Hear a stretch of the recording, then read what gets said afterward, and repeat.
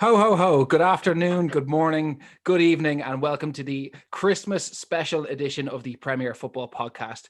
We have a very festive panel here. Joining us, as always, my good mate, Joseph Doherty. I'm joined also by Shovy Zibran, our producer, and our Spanish correspondent, Stefan Gallagher, completes the all-star lineup for this evening. Having a look around the room, and I'm going to go first to the most Christmassy looking person in the house. Joe, happy Christmas. Happy Christmas, Rafe. How are you keeping? Yeah, I'm it's not great too to bad. be here. That's Yeah. fantastic. Thanks for coming on. That's a nice tree you've got there in the background. Did you decorate it yourself, or? Actually, the wife did it, and the reason it looks so nice is that I didn't take any part in the decorating. Previous years, it hasn't looked, it didn't scrub up as well as this, but it's color coordinated really nicely with the green, red, and gold theme, and the way that everything is kind of slanted in a very symmetrical way. I definitely had nothing to do with that, but I'm very happy that it's in the corner of the living room nevertheless. Brilliant. And give us a quick look at the Christmas jumper there, will you? Yeah, I certainly will. It's Rudolph. God, that is hideous. Right, moving on really quickly. Stefan, are they Christmas banners flying high above you, or are they your regular football scarves? We've got our football scarves from all over the world. I don't know if we can see them too well, but we've got it everywhere. From we've got a collection all the way from Legia Warszawa to Lazio to Napoli to Barcelona to Vallecano. So even VfB Stuttgart, and how they got in there, but they're there nonetheless. So just a collection from some games I've seen around the world. And you've made it home to Dublin for Christmas from Granada. Just about, yeah. By the skin of my teeth. Came early, got tested, did everything as you're supposed to, and just about got back in time. Brilliant. Excellent. Well, look, thanks for coming on tonight. And Shovy, you did have a Christmas hat a minute ago. I would have come to you first if you kept it on. I'll bring you in as soon as you put it on your head. Excellent. Brilliant. Happy Christmas. How are you getting on? Happy Christmas, Rafe. Not too bad. It's good to be back home, you know. And this hat is, by the way, more than 10 years old. And it's been lying in the same place for over 10 years. And I just picked it up and put it on. Just Excellent. For you, Rafe. Thanks. For you. I do really appreciate that. Now, lads, look, we will get stuck into the football in a minute, but it is Christmas time, and I wanted to ask you all: does anybody have a favorite festive football memory, a particular game or a goal or something that reminds you of the festive period? I'll throw it out there. I do, Rafe. Maybe more New Year. I don't know if you remember when we used to live together. I had a couple of Portuguese friends staying, and we were quite hungover on New Year's Day. We were watching Arsenal against Crystal Palace, and Arsenal counterattacked, and Alexis Sanchez picked up the ball on the left-hand side of the Crystal Palace box, and he whipped across in to Olivier Giroud behind Giroud, and Giroud produced the most audacious scorpion kick that you're ever likely to see, and it nestled in the back of the net off the underside of the crossbar. So that would be my highlight of a festive moment. I mean, it's not the sort of goal that you see every day of the week, is it? It was quite something. Yeah, and do you know my favorite thing was about that goal, Joe, is it didn't even win goal of the month.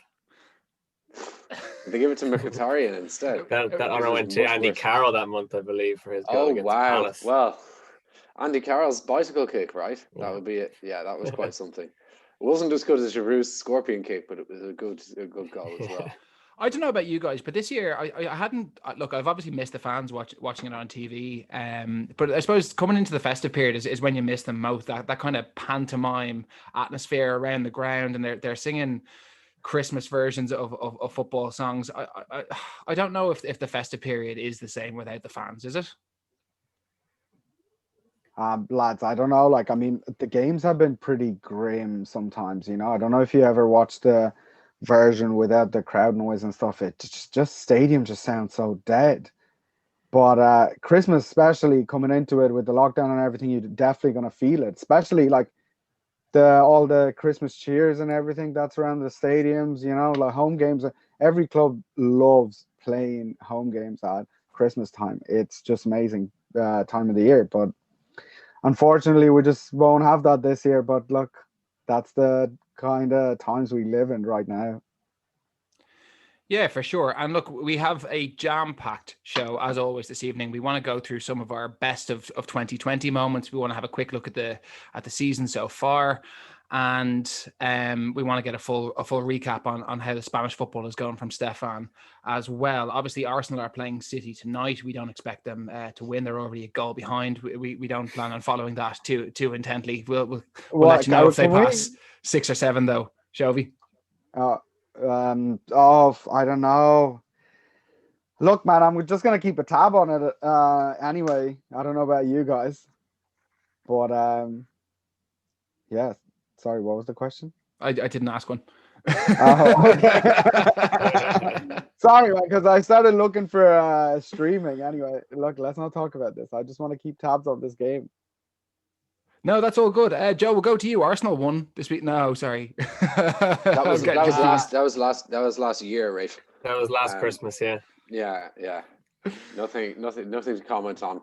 Okay, look, we'll get it over and done with quickly. Yeah. We'll rip the bandage off. Joe, Arsenal sit 15th, potentially 16th if Burnley win their game in hand. They're in real danger of going down behind teams that you have described on numerous occasions this season as some of the worst teams the Premier League has ever seen. Well, I'm going to ask you a quick question. Do you see it getting better at all? We don't need to talk about how miserable everything is, but what needs to change quickly? Because they're losing again tonight. I think we can forget about tonight. I know it would be nice to win the game, but it's against Manchester City and it's in the Carabao Cup. It's not a competition. The only priority right now is the league. At what point does it turn into a relegation battle? February.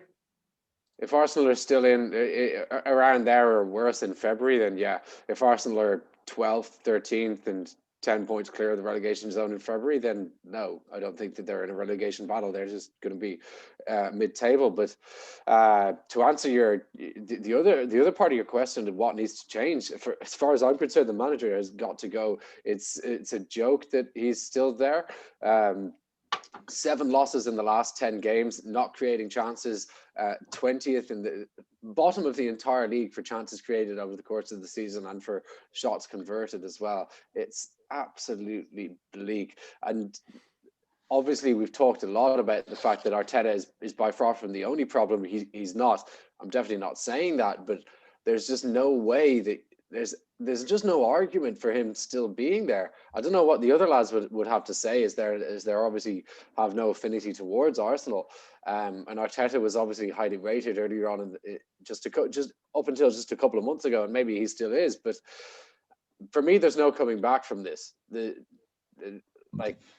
Unless he beats Chelsea, which he won't, and just starts to win every week. Chelsea don't do it in the big games, apparently. They haven't beaten a team, well, West Ham obviously last night in the top half, but they do struggle in the bigger games. But yeah, have you watched Arsenal play recently? Ooh! You okay, Shovy? Oh, sorry, guys. Lacazette just scored the most amazing goal ever, man. I know. Oh, dude, it was amazing. It's Christmas, not April Fool's Day. Really? I'm not joking, guys. Lacazette just scored a screaming header. He did, yeah. It's a Christmas miracle. Wow. So, Joe, if Arsenal go on to lift the League Cup, or at least make the final, because the final has been postponed until April, is he still doing a terrible job, considering he's won the FA Cup only in August? He's potentially taking them to a cup semi-final now. They could go on. They're out of their Europa League group. I think they're 100% in the group stages there, aren't they? Is he a cup manager? Arsenal have been a cup team for the past 10 years.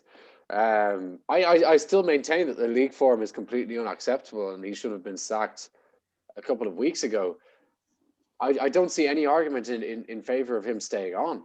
I just don't get it. Sorry, Steph, you go ahead. I think the question is really with Arsenal is, where would you go after Arteta now? I mean, do you just bring in a survival specialist just to get them like a 1-year deal? The good ones are all signed up. The one that I've mentioned, Ulis maybe.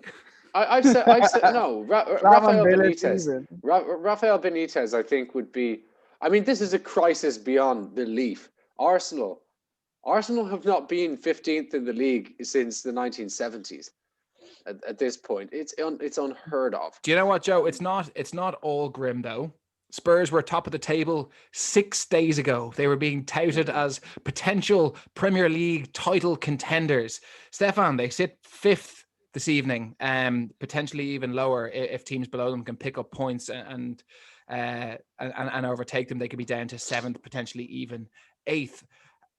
It's a crazy season this year, isn't it? Because Chelsea had obviously been up and down and potentially back up, and United have been down and coming back up. How much do you think we can read into the table at this stage? It feels to me as if we're getting a good indicator now of where teams are truly at. I think everyone's had their ups, their downs.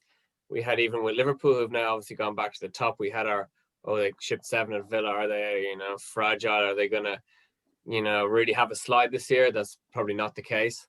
And Spurs are, for the moment, with the ability to improve under Mourinho defensively, they still have their frailties, they still have their issues, they still have their ability to really look really average at the back in big games. And that was really apparent, I think, against Leicester at the weekend. I mean, they were saved by, I think, VAR as well from an even further or more comprehensive defeat. But they barely threatened the goal, and I think the football they're trying to play under Mourinho, while it can be effective, they struggled against Leicester. They conceded from a set piece against Liverpool. That's not title winning in big games, They we have call been it football. Sorry, Rafe, you go ahead. They have been conceding a lot of goals from set pieces, especially from their right-hand side, the opposition's left. Matt Doherty was obviously brought in over the summer as the first choice right back, but he seems to have fallen out of favour, and somehow Serge Aurier is back in the team, giving away needless free kicks and penalties. We haven't heard Jose yet talking about desires to strengthen his defence in January, but surely that's going to be high in his agenda, is to get a couple of defenders in, isn't it? I would have thought that right side, unless I'm not really sure what the issue is with Doherty, whether a combination of injuries or he doesn't really trust him. Because I think I don't know if you saw the Amazon documentary of Tottenham, there's a point in that where Mourinho says to Aurier that I don't trust you to not give away a foul, especially with VAR, which is exactly what he did at the weekend. So, and it's, as we say, it's pretty apparent. I think, if I'm not mistaken, against West Ham, that's where the goals, when West Ham came back from 3 down, that's where all the problems came from, was that side. I'm pretty sure it was Aurier playing as well. And again, on obviously, the game was even enough in the first half against Leicester, and it was just such a stupid foul to concede. So I would imagine that Mourinho will have noticed that. It would be unlike him not to. So I imagine he'll go out and try and get someone to fill the gap. Shovy, you've come on at the right week. You don't make too many appearances on the show, but United have just won 6-2. 6-2. And look, Liverpool, they were 7-0, so you're not top of the shit heap just yet. But 6-2 is pretty decent for a PE teacher, isn't it? Listen, I'm just gonna tell you something. The fact that it came against Leeds, it was amazing. It literally felt like Ferguson era, 2003, 2004, just amazing times. I know Leeds just came up, but they got really good goals. And United, I mean, look, if the PE teacher can score 6 against Leeds, he can be my PE teacher every week. I don't care anymore. I've said it. So can I ask you something? Yeah. Is there not a strong argument? Take nothing away from United. I think, especially Scott McTominay, who had his best game in United's shirt. His first goal was magnificent. Is it not overwhelmingly obvious, though, that Leeds United, how they set up and play under Marcelo Bielsa, are literally the perfect opponent for Manchester United? Oh, yeah, 100%. Look, United can only play against teams like Leeds. You know what I'm saying? Like, because Leeds play like one-dimensional football, as in like it's always attack. There is like, they don't do zonal defending, so there's always space. If you don't mind, Shovy, I would say that United are potentially second in the league, winning their games in hand. It's not just Leeds that they're capable of beating. They obviously are hot and cold, and they don't always play attractive football, but they are ultimately getting results in more games than not. Look, I don't think it's about the results. I think at this stage, it's about the consistency of the results. And to be honest, man, it's not really a good time to be a United fan. You'd need like a extra 10 pacemakers just to be like stable, just to get a stable heart rate. Like it's just not good for your health right now, man. I wouldn't recommend it, to be honest. There are some very, very good players in that. I mean, I no affinity towards them, but I really can't help loving watching Marcus Rashford play football. He's absolutely fantastic. He's turning into I don't know, the way that his dribbling has come on leaps and bounds, and his finishing has come on leaps and bounds. He's almost appearing a little bit like a Ronaldo type player. I'm not saying that he's that level. He's clearly not, but he's kind of morphing himself into that type of forward. And obviously Bruno Fernandes is the other one that's really strong. Their other two forwards are a little bit hot and cold, but those two are seriously good. Are they just a couple of defenders away from being a world-class side? Midfielders as well. I think it's fair to say. Lads, listen, I don't think it's about the players anymore. You know what it's the club is run very badly right now. I don't think there's up and coming defenders in that club. We had Chris Smalling, one of the most experienced and proven defenders in Premier League. We just sold him to Roma. Why? You were telling me if Smalling was there, United wouldn't have a more balanced defense. You got Tunzabi, you got Fosu Mensah, you got a couple of young lads coming through, but this is not. I don't think he's the long-term solution though, and they had so many centre halves on their books that they needed to get rid of some. He was signed a long time ago. They couldn't let go of any of their marquee signings like Maguire, and obviously Lindelof still looks decent or promising from time to time. They needed to clear out some of that dead weight though. I'm not 100%. Like club was literally, there was 3 different coaches that came and went and their players stayed because everyone felt like, okay, United had bought these players. They must be good, but some of them was below par. Like as much as I like Marcus Rojo, I don't think we should have ever bought him, man.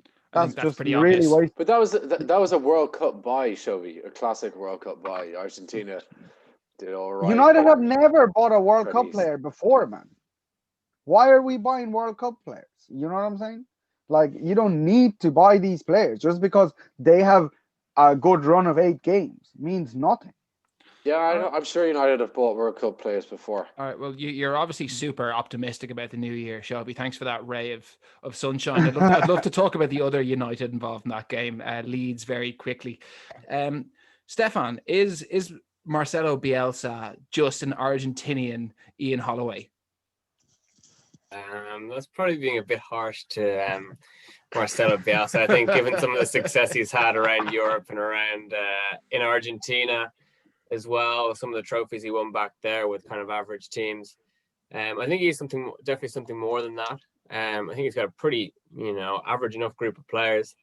And I think reading the feedback from fans and online after the game, a lot of people saying that, if you look at that Leeds squad, it's pretty comparable to some of the other squads in the bottom half of the league, and fans saying, we've watched our team go and just sit and hold and try and play for draws, and it's terrible. I'd rather watch my team go and do that, and make us smile, make you optimistic about games, and it's a different way of playing football. He's very, even when he was coming through as a young coach in Argentina, his style was very anti what was going on in Argentina.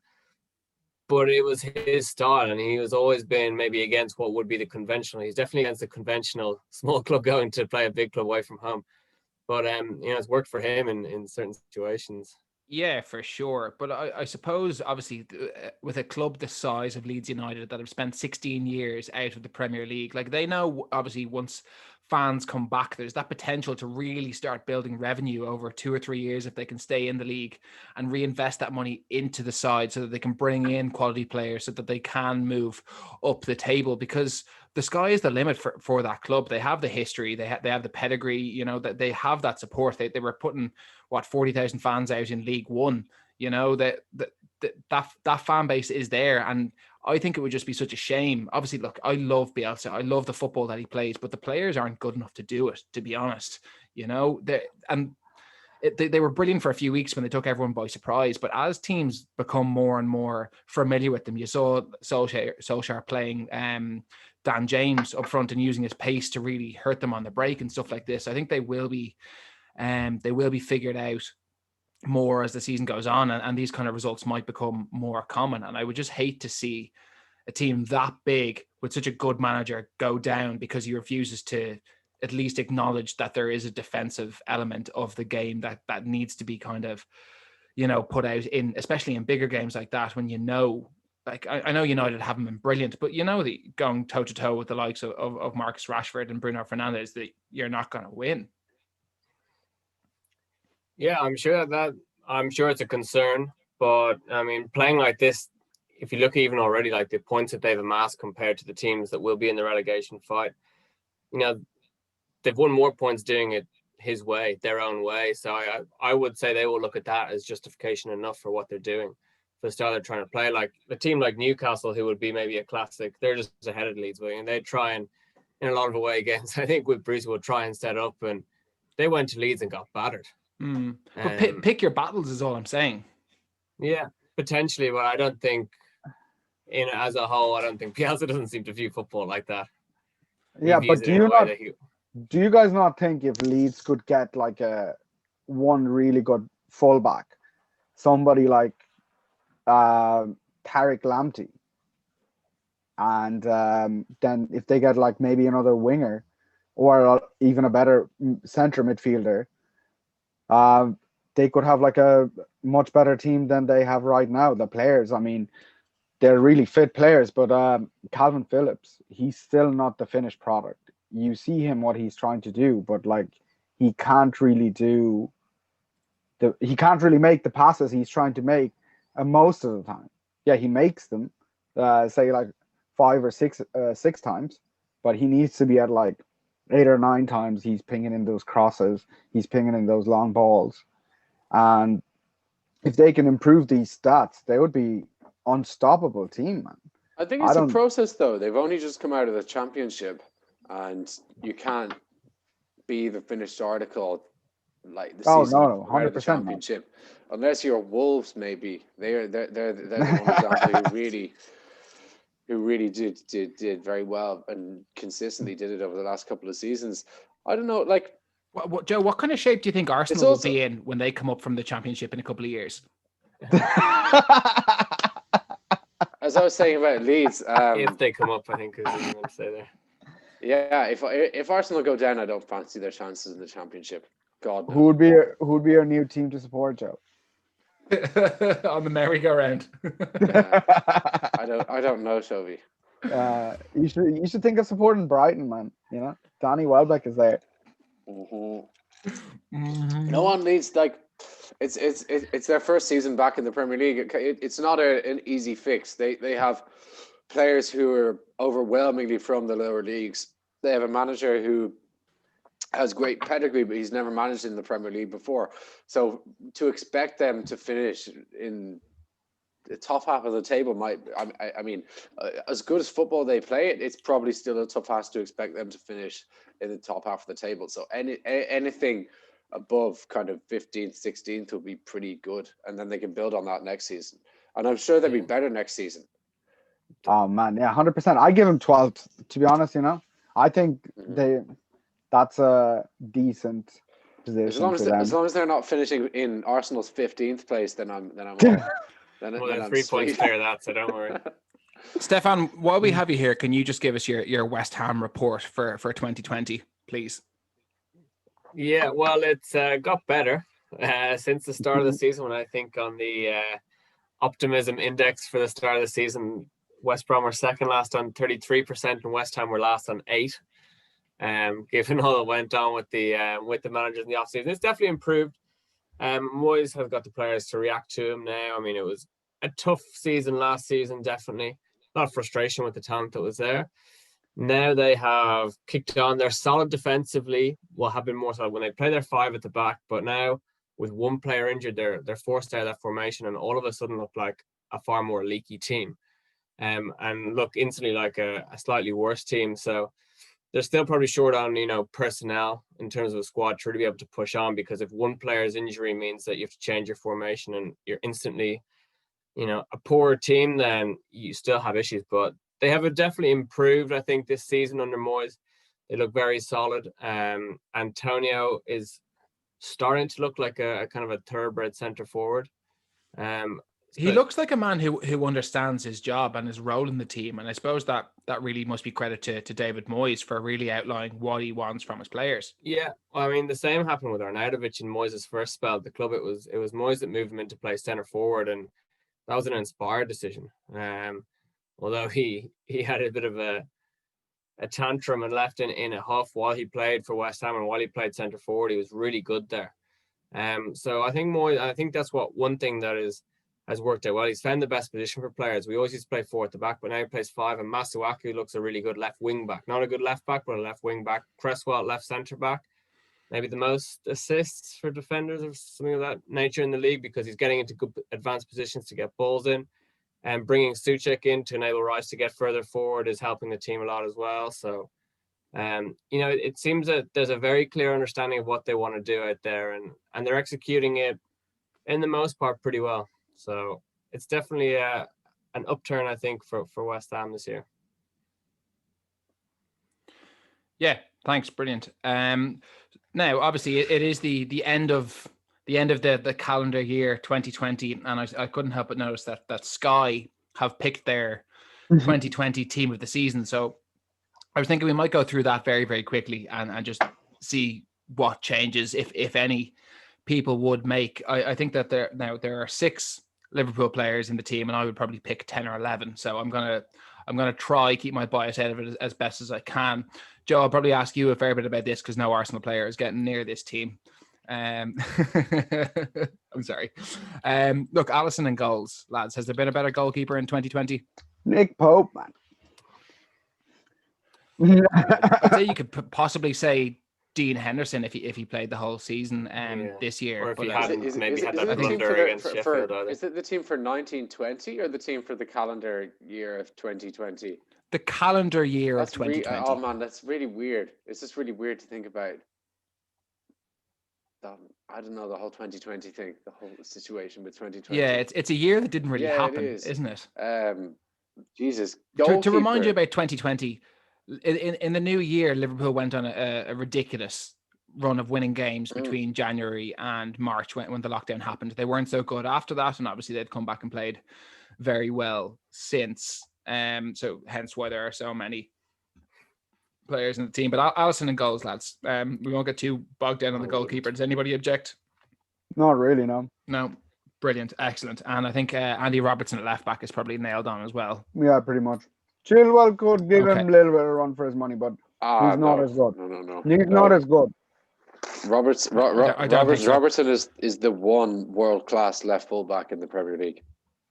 To be honest, I was actually surprised that Virgil van Dijk made the team, considering Liverpool's poor run of form after lockdown and considering that he's missed so much of this season. But himself and Connor Cody were named as the centre halves. Joe, who would you have as your centre halves in the team? Connor Cody's a very interesting pick. I mean, Neville and Carragher were picking it. Neville was always going to pick a Scouser, wasn't he? Or a Cara even. Yeah, but if I'm trying to think about other like big 6 clubs, there's definitely no one from Chelsea, there's definitely no one from City, there's definitely no one from Arsenal, Spurs, Card Zuma. Yeah. Sorry, Shovy? Card Zuma and Chelsea. No, Zuma didn't really play that much last season. It's only this season that he started to start week in, week out, and he's doing very well. I think Thiago Silva helps him a lot. Yeah, What do you think, Steph? I think it's probably a fair pick because in terms of 2020, Cody's burst into England team has looked quite good when he's played for England. And it's been, I think, probably a key thing with this list is who's played consistently all year. And some guys have played well this season. Guys coming in, Silva, Garcia's been an upgrade at City. But Cody's really played very solidly all year, all 2020. So I would say it's probably a pretty fair pick to be in there. Who overachieved last season? Sheffield United had an incredible defence last season. They finished high in the league. Whether Lundstrom maybe overachieved last season. Lundstrom didn't play so much of the second half of the year. I think it was more Jack O'Connell was their main man at the back, wasn't he? And now he's not. So I'm talking about Lundstrom is not even getting in the team now either. So And that's what I'm saying about actually consistently through the year. Jack O'Connell was obviously their big injury at the start of this year, and they haven't looked quite right without him at the back. So I think if anyone from that unit was going to be drafted in, it'd be him. Joe, what about Shadlar Sionchu or Johnny Evans from Leicester? They were both fantastic last season. I would have said Sionchu would have been their best, but I would have said Cody, especially if you're thinking about an English selected team. That probably has something, to do with it. But to see someone making that step, has been very well kind of documented, to make that step to international level as well, I think that would be a reason behind having Cody in there. Yeah. Now Trent Alexander-Arnold, I think, is pretty indisputable at right back as well, unless anyone has any alternatives. Well, Wan-Bissaka and Kyle Walker. Shut up. Shut up. They're the only two. Wan-Bissaka doesn't even know where the far post is from across. Remember Brighton and every other team in the Premier League running rings around him. Any ball from United's left-hand side to the far post, he ends up marking Harry Maguire for those crosses. I'm not having Aaron Wan-Bissaka anywhere near that team. What about Kyle Walker? What did he do? Like, man, he's consistent. Nothing. Kyle Walker's done nothing for years. Trent got like 13 assists or something last year from right back. Kyle Walker played in an average Man City team. What about Hector Bellerin? Oh, stop, Shovy. The less said, the better. If I'm choosing Arsenal right backs, I'd choose Ainsley Maitland-Niles. Hold on. Do you remember Leicester's right back? He's injured right now, Pereira. Yeah, he's very good. He actually did have a decent season, in fairness. He's not better than Trent Alexander-Arnold, and he didn't have a better 2020 than Trent Alexander-Arnold. I think if you're choosing a global 11, I reckon 4 Liverpool players, maybe 5, get in it. Well, 4 made the FIFA 11 last week as well, including both the fullbacks. So was it both fullbacks and both wingers? No, the goalkeeper and Thiago. I don't think any of the forwards made it. Oh, yeah, of course. No, it was Messi, Ronaldo, and Lewandowski. Yeah. Right, we'll move into the midfield quickly. Jordan Henderson is in the 6, and Bruno Fernandes and Kevin De Bruyne accompany him. I think that Gini Wijnaldum and Fabinho are both very unlucky to miss out on that team. But no, again, I don't think so. If you think about if you're picking a 6, then you pick one of those Liverpool players. Wijnaldum doesn't play as a 6. Is Wijnaldum a better 8 than Kevin De Bruyne? No, he's not in a million years. Is he a very functional 8 who works perfectly in the system? Yes, he is. No way is he better than Kevin De Bruyne. What was the other Fabinho? Bruno. Oh, sorry. Are you comparing Fabinho to Bruno? You want a number 10, 6, 8, 10. Obviously Bruno. There's no way those 2 Liverpool players get in there. You can't pick a tree. You can't just pick Liverpool team. They were that good last year, man. Yeah. If you think about the numbers 1 to 11, 6, 8, 10, you get, because Liverpool play with 3 6s in midfield, you get 1 out of the in a league. All right, and look, in fairness to Bruno and De Bruyne, I think they're both good value. De Bruyne, obviously, is one of the best players in the world, and Fernandes has like 27 goal involvements in his last 27 games. So I don't think it's really fair to take him out either. Mohamed Salah, Harry Kane, and Heung-min Son make up the front 3. There's no space for Sadio Mane or Jack Grealish. I thought was potentially with a shout ahead of Heung-min Son. I have one. Jamie Vardy ahead of Harry Kane. Yeah, look, Jamie Vardy was top scorer in the Premier League last year, wasn't he? Yeah, why isn't Jamie Vardy in there? He had a much better season than Harry Kane. Harry Kane started pretty well this season, but he's going to get injured soon. And with that Christmas injury coming through. Yeah. And I don't know if Heung-min Son is the best left winger in 2020. Obviously, Shovy named Marcus Rashford there. I don't think I'd have him in either. But like I said, I think honestly, before shit hit the fan, Aubameyang, I would have had it left wing. He was actually he carried Arsenal last year. Yeah, but shit did hit the fan, and he's obviously not. Steph, what do you think about Jared Bowen? He's adapted extraordinarily well to the trials and tribulations of Premier League life. Plays on the right. He's done very well on the right. I would not. I would maybe having lacing Salah's boots at this point. He is quite good for a team like West Ham, but I don't think he's in this conversation quite yet. Yeah. All right. Thanks. Welcome back to part 2 of the Premier Football Podcast Christmas special. There's been a change in hands in the driving seat in this automobile, and we're ready to rock and roll for the second half.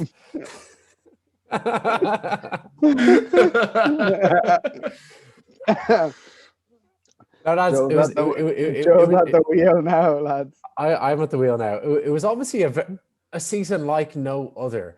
The first half was normal, and then we get into March, and bam, we're in the middle of a global pandemic for the first time in a century, and we have football cut off from our lives for, what was it, 2-3 months? When did it come back? Was it June?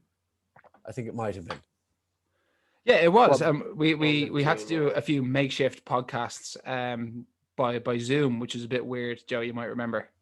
I do. We stuttered our way through the second half of last season. But what I was going to ask was, in the midst of all of this madness that the world was going through, were there any moments, either for your own teams or for any other team, that stood out above all else? Steph, maybe I'll go to you first. Was there any moment in 2019-20 that you particularly remember? I think in terms of maybe putting football in perspective a bit, I think maybe some of the actions of the clubs and certain players, probably particularly Marcus Rashford, but even at a club level, you heard a lot of stories of players voluntarily taking pay cuts or suspending pay or whatever it was to make sure that the lower earning members of the club got kept on or got dragged along. Obviously, in some cases, that didn't happen, but in a lot of cases, I think there was a general rallying around. And I think from West Ham, I know there was Moyes was ferrying meals around to people who most needed them and things like that. So in general, it was quite nice to see. I think a bit of humanity and a bit of people pulling together and helping out as best they could, I think, in communities in a time of great need, I think, for a lot of people. It was certainly a tough year and a tough end to the season to manage, and absolutely right that a lot of Premier League clubs, more than most, really showed a humanitarian side to themselves that perhaps a lot of people didn't realize was still alive in football. If I can, I was actually quite upset at one stage with some of the clubs, Spurs, Liverpool, Newcastle, Arsenal, that we're looking to furlough non-playing staff, and we're looking to save a handful of quid at the expense of the British taxpayer, despite making record profits the year before. So I mean, there was lots of nice generosity from a lot of the players, but I mean, I was actually quite disappointed with the handling of the situation from some of the hierarchies in the Premier League clubs. Yeah, I think in that regard, we saw capitalism at its worst. We saw an opportunity to cut costs and to let people go. And this isn't a lesson in economics or commentary in economics, but I think whenever there's a crisis, the first thing to do is that you start to look at what sort of jobs you can cut. And I don't know, maybe in a ruthless sense, I don't know if this is something a lot of Arsenal fans have been talking about. This is something that the club I'm looking at for a while in regards to streamlining it, that there is actually too many people on the books, but I haven't looked into that too much, so I won't comment on it further. As for myself, one player who really stood out for me, who is now approaching his mid-30s, is Jamie Vardy, who, of course, Rafe mentioned earlier on in this podcast, was top goal scorer on the back end of last season, and of course perhaps should have taken Leicester back into the Champions League. He couldn't quite, but they're back in the midst this season. And I'll just throw the question straight to you, Rafe. Where does he rank in terms of strikers in Premier League history, and how important has he been in recent Premier League years? In recent Premier League years, he's been incredibly important. I mean, he essentially won the 2015-2016 season for Leicester by himself. I mean, Riyad Mahrez and N'Golo Kante were brilliant that year, but it was Jamie Vardy that was scoring all the goals and breaking all of the records. And I think that alone has cemented his place in English Premier League history. But what he's done for the seasons after that, he's not really dropped in terms of levels. He's consistently banged out goals. He's got himself into the England team. He's retired from the England team, and he's the difference between Leicester and, say, Brighton and Hove Albion. You know, he's not got an unbelievable team around him. They play good football, but they can't put the ball in the back of the net. Sheffield United can't put the ball in the back of the net. But I mean, Jamie Vardy scores goals like nobody else. You ask where he ranks in Premier League history, and I think right up there with the best, to be honest, mate. But do you not think Leicester have a good team as well? They have Tielemans, Madison. Shovy, they Pryor. have a very good team, but without him, like we've seen what happens when he's not in the team. They don't win games. They're a lower mid-table team. But do you not think who should be his replacement? Where do you get one? We've spoken about this a couple of times on the show. There is no replacement for Jamie Vardy because Leicester play with him up front every single week. City have the same issue. They can't find a quality number 9 just to sit on the bench every week in case something happens to their number 1. Spurs as well. Speaking of Man City, lads, they just scored a very soft goal straight. Like, it's terrible. Is that right? It's so soft. It's so soft. If you guys are looking it up, lads, it's absolutely like this guy shouldn't be missing this. This is terrible. Straight into his hand, pops off. Is this Runnerson, is it? Yeah. Dude, a soft free kick, man. And he just drops it. Yeah. Shocking. Just absolutely gone, like. Steph, where do you stand on Jamie Vardy?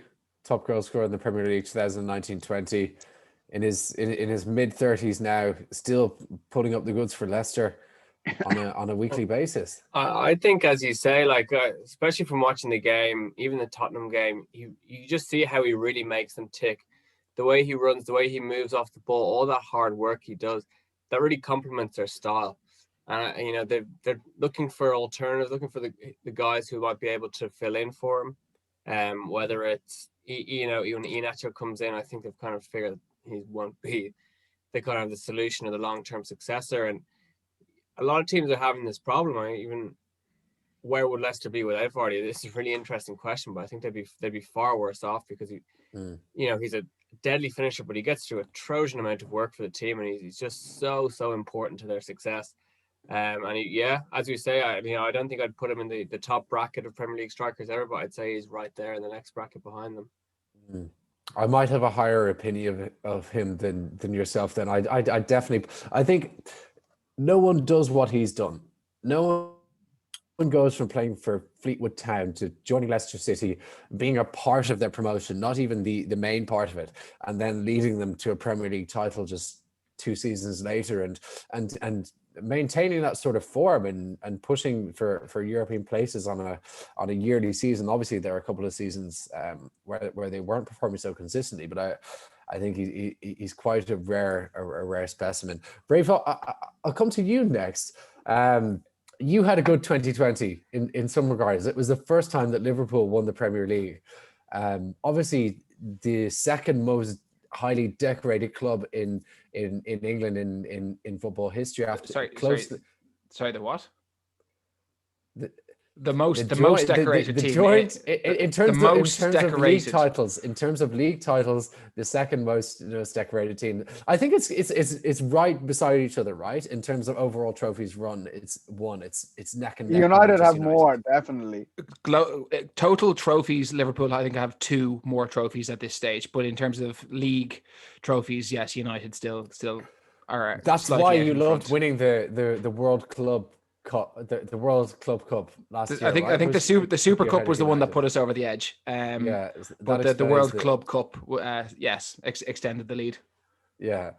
What took you so long? That I suppose that's my question. Why was a club like Liverpool suffering for so long, considering the dominance that you had in the 1970s and 1980s? What went wrong in the 1990s and 2000s? Because there were some good teams and there were some good managers. Yeah, look, it wasn't about what went wrong. I think it was more so what was happening in Manchester at the time. The red machine in Manchester was just unstoppable. That class of 92 came through, and once they got on top of that perch, there was no knocking them off for too long. Obviously, Gerard Houllier passed away last week, and so many people involved in the club credit him with essentially changing that culture of Liverpool Football Club and reminding them who they were. Obviously, winning the the UEFA Cup as it was, the two domestic trophies in 2001 as well, and bringing that idea of winning trophies back to Liverpool was very important. Like, I mean, in my lifetime, I've seen a couple of really good teams go very, very close to winning the Premier League. I think back to Rafa Benitez's team in 2008, 2009, Brendan Rodgers' team in 2013-14, and even the Houllier team in 2002 were very close as well. So, I mean, they've had opportunities, and it's always just been one hurdle too far. You talk about how good is Jamie Vardy. Is he better than Luis Suarez or Fernando Torres? I don't know, but will he be more of a Premier League icon? I think certainly. Phil Foden just scored, lads. Sorry, just to 3-1, interrupt is it? you. Right. Yeah, Game set match. I think could there be an argument that it was how Liverpool in the past reacted to finishing second? If you look at how Liverpool reacted to finishing second under Rafa Benitez, they then go and finish seventh, and he's out of a job at the end of the season. Yeah, and then under Brendan Rodgers, they go and finish second when they really should win the league. I mean, they really should have won the league, more so than under Benitez. And then they go and finish seventh again the year after. But under Klopp, they are going to be should have won the league. They only lost one game in 2018-19, but they strengthened again in key. Or was it the season they didn't even strengthen? That they just it was the season that they didn't strengthen. But I think to go back to why they didn't do it the other years, that it comes down to a couple of things, and wages and resources is definitely up there. I mean, they could not challenge that Manchester United team in terms of capital. Manchester United were the richest team in England, the richest team in the world for so long. And Liverpool would come so close, but because of the previous owners that they had, you might remember Rafa Benitez was forced to push Xabi Alonso out of the club in his bid to sign Gareth Barry because the owners couldn't make 15, 20 million available. And sorry, forced is the wrong word, but he was told that he had to sell to buy. Word. Yeah, I think we could all agree that's the wrong word. He had to sell to buy in order to strengthen that squad. In 2013-14, when Liverpool didn't win the league, I mean, there were big offers coming in for players. Luis Suarez obviously went off to Barcelona on the back of that. And he was so crucial to everything that they were trying to do there. And because FSG had just taken over, they were new to running football clubs. They wanted to implement their Moneyball system. They weren't willing to go out and buy a ready-made striker. You might remember that we got Mario Balotelli as a roll of the dice, and Raheem Sterling a 19-year-old Raheem Sterling ended up playing most of the season as a central striker.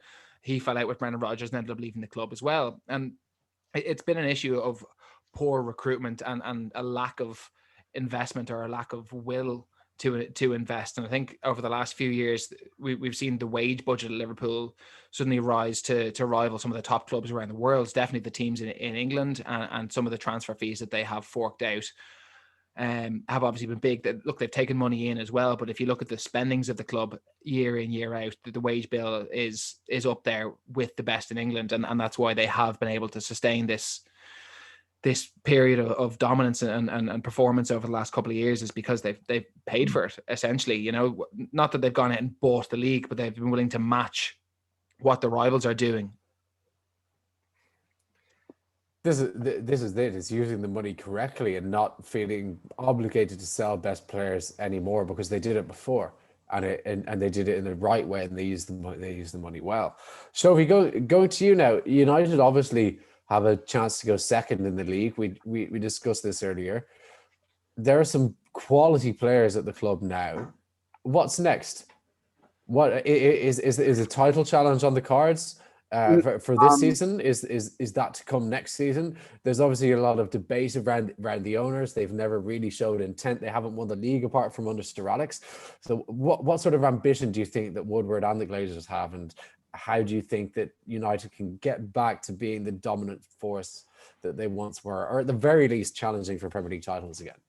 Right. So, Rafe was literally talking about how Liverpool having the money but not spending it correctly, or their owners they couldn't make money available. So Rafa Benitez was in real weird financial situation. If you tell me that United haven't been spending money, Shovy, I'm going to kick off. No, but that's not what I'm saying. I'm just saying that, clubs go through these patches of not winning things, but they're still a top club. It's just something in the club isn't going right. You also have to understand, a football club is well-oiled machine. So every part has to work properly for it to function to get basically the maximum output of the club. And right now, United have a terrible, terrible team that managing all the finances. They're literally, I don't know what's going on. They're buying players for image. It seems like they want to make more money off the football field Have they rather not? than on the. Have they not moved away from that slightly under Solskjaer? If you look at the signings that have come in under him, there's been a lot of young guys. There's been a lot of academy players kind of pushed up through. I definitely agree with what you're saying. While Van Gaal and even Mourinho were there, you look at the likes of Paul Pogba and some of the defenders that they've brought in. But I think since Solskjaer has come in, the signings have been considerably more sensible. It's a little bit more sensible, but man, it just seems like the club is in complete disarray. Like Ed Woodward should not be at the club. That guy, yeah, fair enough. He can make the club money, but he's literally destroying the football culture. Then the owners. I mean, I know it's pretty much open secret at this stage that how owners keep taking money out of the club. Like we just went through a pandemic. Why are you still paying yourself? You know, you are owner of a football club. Not a single, not that I know of, any football club owner who took money out from the club, even in the middle of a pandemic. Like, why are you doing it? You know, the players are. It's the man. I don't know. Like, and then everything gets. At the end of the day, everything gets blamed on Ollie, and because he's literally the person who's basically the face of the club right now because he's the manager. Hey, I'll give you Ole's signings since he took over at United. He signed Harry Maguire, Aaron Wan-Bissaka, Bruno Fernandes, Donny van der Beek, Daniel James, Alex Telles, Odion Igalo, and this young South American guy, Pelistri. Yeah. Now, who there in the last year and a half? Sorry, Joe, I know you're presenting, but in the last year and a half, 2 years since Solskjaer has come in, who there is a signing for image? What signings are they not making for the team? But there? none of them are Ollie players, man. They're just players that the money machine, Woodward, and all the scouting teams just brought around. I think there's a big communication gap between the manager and the scouting system. They might have some players in the scouting system that they want to bring in, but it's just, I think it ends up becoming money. Like, I mean, they tried to buy Jadon Sancho. They didn't buy him. Well, I think they were priced out of that move. I think that's highly contested. I think they wanted it to. I think they wanted their fans to believe they were trying to buy Jadon Sancho, but they never wanted to fork out 120 million pounds for him. The thing is, then they go in and they buy Diallo, who's not going to be there till January, and they buy Pelistri. Pelistri doesn't even train with the first team, man. Why? It's like Saliba for Arsenal. They don't need Jadon Sancho though. They need a centre half. They don't need to be spending 120 million on a striker or a winger. Do you think Ollie wanted to spend 80 million on Harry Maguire? He was very good. City wanted him. He was touted as one of the best centre halves in the world. He's not 80 million. He's not worth 80 million. He is though. He is. If you factor in the English tax, I think he probably is. If you look at the cost of Virgil van Dijk, then Emerick Laporte, he was next. All three of those clubs were monitoring those three players, and Virgil went for huge money. Laporte went for huge money, and because Maguire was English and he had a long contract at Leicester, United had to pay that money to get him. That's how transfers work. Dude, he's not. Do you realize he's not as good as Laporte or Van Dijk? Yes. Yeah, we do. Like, he's nowhere near them, man. Yes, but he's English, so you throw another 30 million pounds on top of that because he was a youngish, and an extra 10 million because it's United. Yeah, of course, but dude, Connor Cody's a better defender. Yeah, but Maguire. What we're saying is Maguire actually went for 40 million. But you throw 30 million on because he's English, and then an extra 10 because he's going to United. So he really only went for 40 million. So, stuff like this keeps happening, man. I mean, I don't know. Like, do you think we have Phil Jones, Chris Smalling, Eric Bailly, obviously Lindelof and Maguire, Axel Tuanzebe, Fosu Mensah, okay? Okay, Fosu likes to play right back, but he's more of a central defensive midfielder, really. But he can still play centre back. Axel Tuanzebe is definitely a centre back. Dude, there are enough centre backs in the club. Like, you just need to play the rest of them and stop wasting money. You know, there's no other cure for this. Like, I don't even think the Glazers are in the worst 3 owners in the Premier League. what are you talking about? They're literally they're second worst. Mike Ashley's definitely first. Stefan, Rafe, do you want to hop in here? Yeah. Well, I think we could have this discussion until the morning on who's the worst owners, but yeah, the Glazers are they are who they are. They're money makers. They're in it for themselves, not in it for the club. A lot of the things you've touched on there are pretty accurate. So what about goals? You can argue about goals and sack. The Glazers didn't even buy United with money. They bought United loaned off the fact that they would soon be owners of United, and they could therefore take out a huge loan because they would be owners of this behemoth football club that was worth X amount of X billion pounds. And then they put the debt back onto the club while they pay themselves. Then they put the debt back onto the club and they pay themselves dividends routinely every year. What they have done is that they've increased the revenue of the club massively, and that they're now making more money. The increase in profits is more than they take themselves. So the club is in a better position financially than before they were there. But dude, it's a football club. It's not a fucking Goldman. They're making more money for United than they were before. United are in a better position. They're more profitable than ever. So let's go play. You already pay more money. You pay more money for players than anybody else. You have the highest wage budget in the league. It's probably worth remembering that the reason Man U were the best club in England for so long was because they were the biggest club, because they had the most money. They were a powerhouse in the 2000s because of that. So, and only the other clubs copped onto it and followed the model that they caught up to them. But they're having a dip for sure. But I don't think they're in second in the horrendous league position. Exactly, that's what I. But do you know what? Do you know what? Saying that they're not in. It's not. I don't think they're in dire straits. They're not in like a lead situation where they're days from going out of business, or like Chelsea were, or Newcastle, where they're stripped for parts routinely every season. Yeah, I think it's fair to say that all the Glazers want is Champions League football. Whenever they really have to, but they get it. Do they get it? I think they've got it twice. No, they only got it since Ferguson retired. They really don't get it routinely. They got it once under Van Gaal and once under Mourinho, because he finished second in the league. Sorry, not even under Van Gaal. Once league, under Mourinho and once under Ole Gunnar Solskjaer last season. And Ferguson retired in 2013, so it's a long time. No, dude, they've been in Champions League a couple more times. I think out of the last 7 years, they've been like in Champions League 4 years at least. No. David Moyes was playing in Champions League, man. Yeah, because Ferguson finished there. Yeah, so David Moyes started in Champions League. Yeah, but he didn't finish in the Champions League places. I mean, as an Arsenal fan, I know that United have only finished ahead of Arsenal twice since Ferguson retired. Joe, you can't be happy with the Arsenal owners, and Stefan can't be happy with the West Ham owners. And I think Newcastle fans would argue that they're not happy with their owners. And I mean, there's lots of clubs that aren't happy with their owners, but I mean, the United owners put a lot more into their club than these other guys do. And they may have stolen the club in some bizarre roundabout, but they are genuinely investing in the squad more than these other owners. It's because of how they bought the club, how that takeover happened, and what happens every year as well.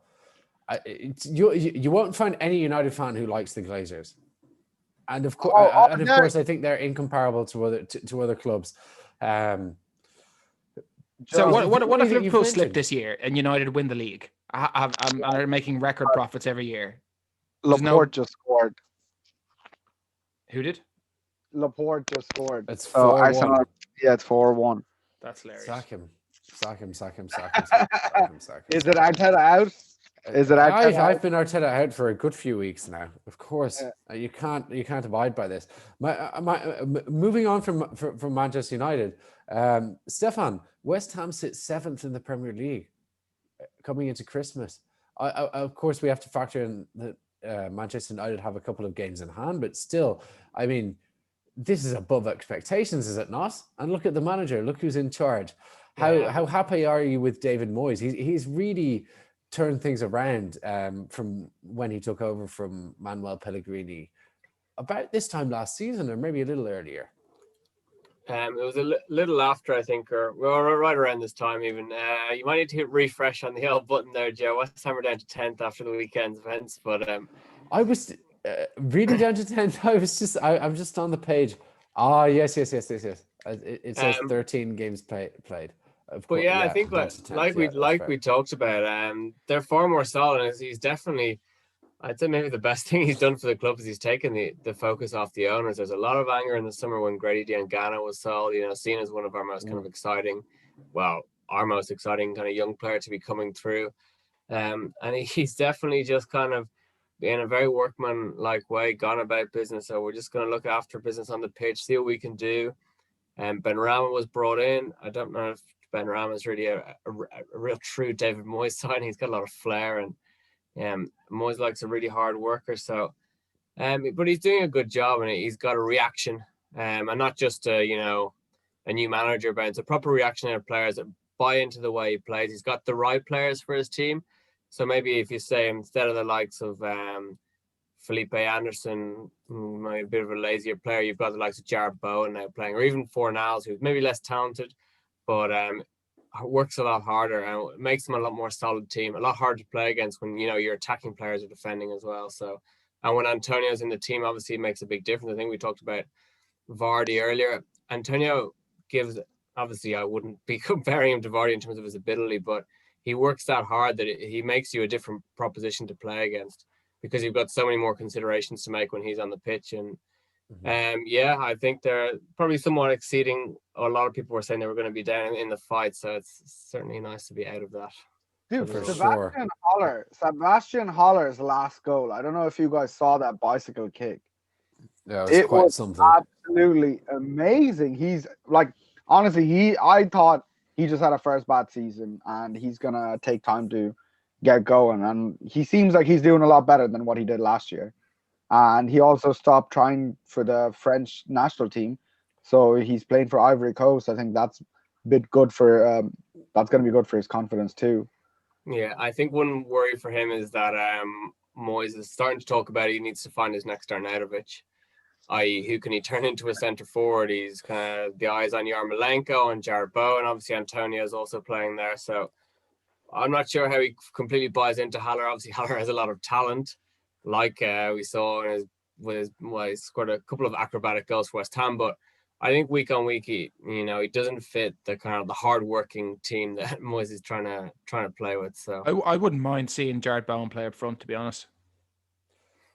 Yeah, he's filled in there, and he's done quite well. When he played for Hull, he played quite centrally, and he scored a lot. I mean, he got his move to the Premier League on the back of that, so he's definitely competent in those more central areas and too. Benrahma wears number 9 as well, doesn't he? That's something that doesn't sit well with me. That's something that I don't agree with. Don't expect a long diagonal into Benrahma anytime soon, because he's not going to win it. Rafe, could I leave things in your hands for just a minute? I need a bathroom break. Joe, there's 4 minutes. There's only 4 minutes left of the show, so it may be gone by the time you arrive back. It won't. I'll be back in 30 seconds. 40 seconds. Go on, hurry up. Right, you're back in good hands anyway. Look, we will start to wrap up the show, lads, because it is the end of the year. We have got some massive news coming in the new year yet to be revealed. Keep an eye on our social media pages. Big announcement coming January 1st. Next week on the 28th, we are doing a collaboration with a foreign podcast. Again, details to be revealed. Now, Shovy, obviously myself and Joe started this show in October 2019. You got involved with this over the summer as the official producer. How have you found the experience? Well, to be honest, do you remember you guys were talking about starting the podcast when I was leaving last year, September? Joe and I have been talking about starting a podcast since maybe 2015. Yeah. But do you know what? When I came back, it was obviously, everything was in a lockdown. Everything, we were trying to get things going. And obviously producing a podcast is completely different when you try to do it over Zoom and, you're not on location. It's a really there's a lot of things need to be sorted out.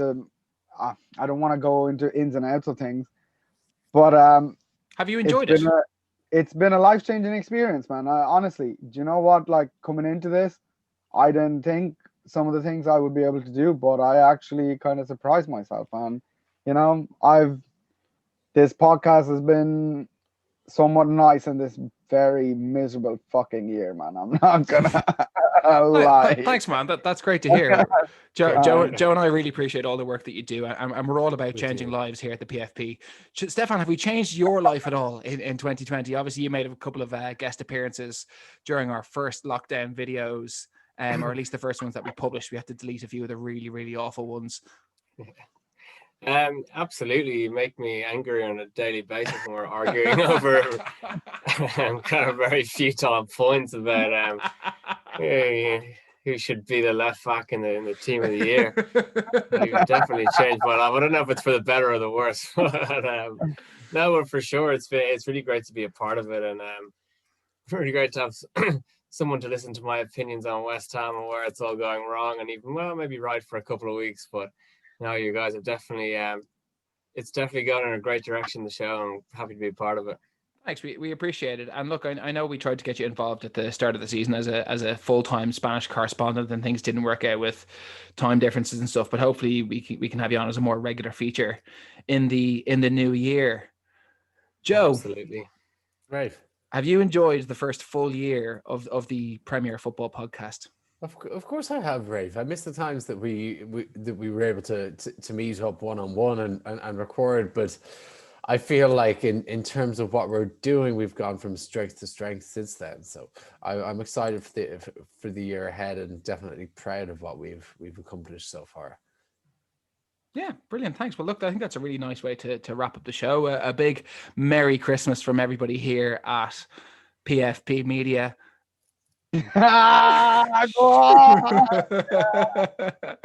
More details to be announced soon. Keep listening to the show. Thanks very much, guys, and look after yourself. Stay safe.